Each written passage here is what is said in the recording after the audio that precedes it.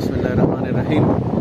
مونږ نن د زوړ کشتي پل اوس خو نوی په زوړ کشتي پل مشهور دی. د دې نوي پل له لاندې ناست یو ډېر خشته په جون کې خدای پاک ډېر خشته موسم جوړ کړی دی.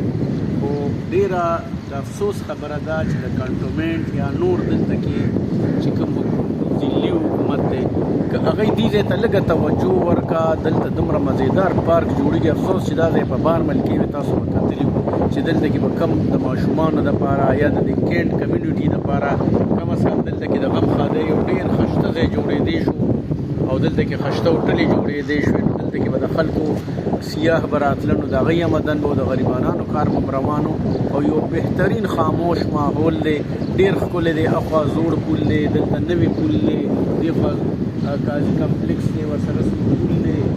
نو دا ډېر بهترین ماحول دی. د سینما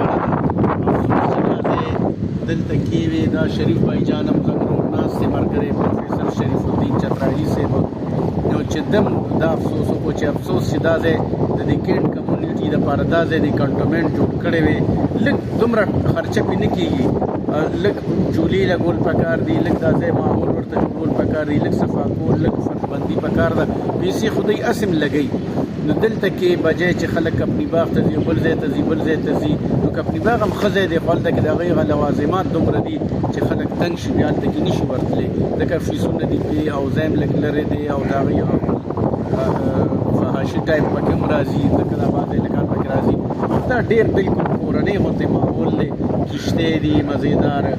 نو که په دې باندې حکومت د کنټونمنټ بورډ یا ضلعي حکومت یا نور واکدارانو توجه ورکړه د دې خلکو دپاره یو بهترین ماحول دی د غم خادۍ دپاره. او داسې ګوره په جون کې داسې موسم دی د سپرلي غوندې خشته هوا لګي نو چې دا به دلته کې بیا د شپې لا کم ماحول دی.